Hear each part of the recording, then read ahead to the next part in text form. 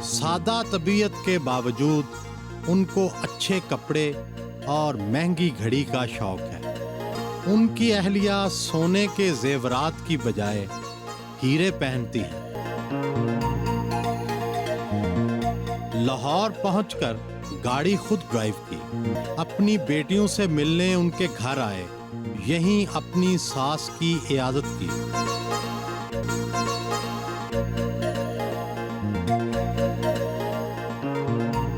शादी को कितने बरस गुजर गए, लड़ाई झगड़े तो बहुत हुए होंगे।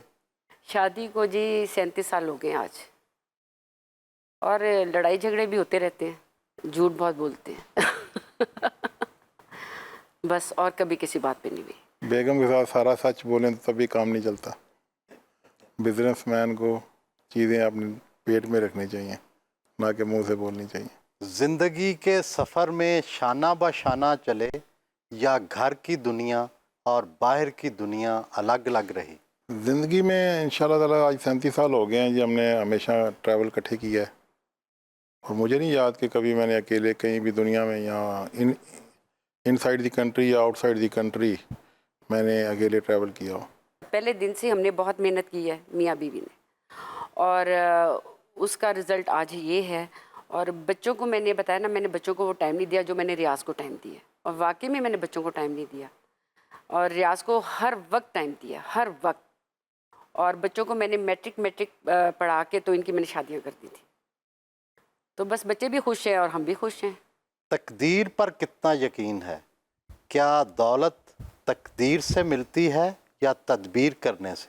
जो मैंने सुना हुआ है आज दिन तक, और जो मेरा तजर्बा है, दौलत तो औरत की किस्मत की होती है, उसमें तकदीर का भी दखल है, तदबीर का भी दखल है। दावा तो सभी करते हैं, लेकिन बहुत कम घरों में औरत का हुक्म चलता है। आपके यहाँ क्या है?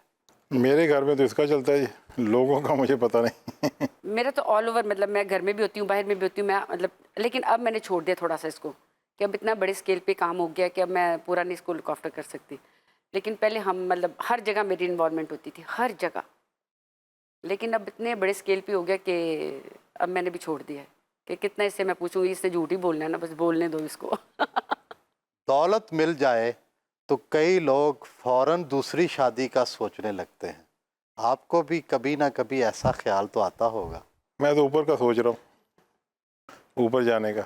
कभी कोई कहता भी है तो मैं कहती हूँ ठीक है, कर ले, कोई बात नहीं, ठीक है। मैं जब कहते मेरे में कोई ऐसी कमी होगी तो ये दूसरी शादी करेगा तो कर ले, फिर जो छोड़ मुझे देंगे जानते हैं वो तो नहीं कहेंगे।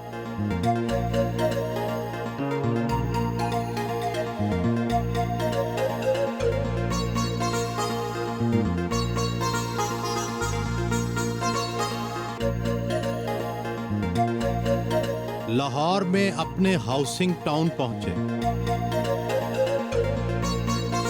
टाउन के एक हिस्से को कदीम मिस्री तहजीब के हवाले से तामीर किया गया है।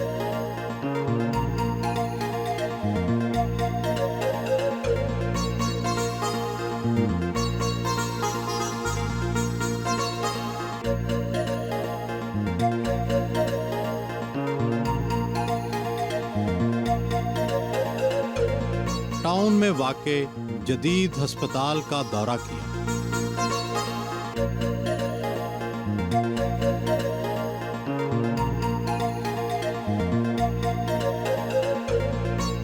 मशहूर है कि पाकिस्तान में कोई शख्स गरीबों का इस्तेहसाल किए बगैर अमीर नहीं हो सकता।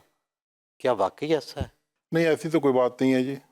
अगर इंसान सीधा काम करे और सच्चे दिल से करे और नीयत से करे और उसका दिल और दिमाग क्लियर हो तो अल्लाह ताला मदद करता है। को गरीबों के पैसे लेने से तो इंसान कभी भी अमीर नहीं हुआ, लेकिन जो भी होते हैं वो चंद दिनों के लिए होते हैं, फिर वापस चले जाते हैं। आपका ख्याल है जो गरीबों का इस्तेहसाल करते हैं वो हमेशा अमीर नहीं रहते? नहीं रहते। क्यों? अल्लाह ताला का निज़ाम है जी। ये कमाई या ये दौलत, अगर चोर के घर में दीवा जल जाए तो फिर तो सारे चोर ही हों। 16 करोड़ के 16 करोड़ चोर ही होते हैं। तासुर ये है कि सारा टैक्स तो तनख्वाहदार देते हैं, दौलतमंद मुल्की ख़जाने में बहुत कम जमा कराते हैं। आप अंदाज़न सालाना कितना टैक्स देते हैं? जहाँ तक दौलतमंदों का तल्लक है उसके मतलब तो आपने ठीक कहा है کہ وہ ٹیکس نہیں دیتے. میرا خیال ہے بیریا ٹاؤن نے ابھی تک کوئی 4 بلین سے اوپر ٹیکس دیا ہوگا. آپ پر الزام ہے کہ آپ کے پاس زمین اور پلاٹ تو کم ہے لیکن آپ نے اس سے کہیں زیادہ بیچ دیے. میں آج بھی کہتا ہوں کہ اللہ کے کرم سے ہم نے جتنے پلاٹ اور گھر بیچ دیے ہیں، 2 دفعہ اتنے اور بیچیں تب بھی زمین ختم نہیں ہوتی.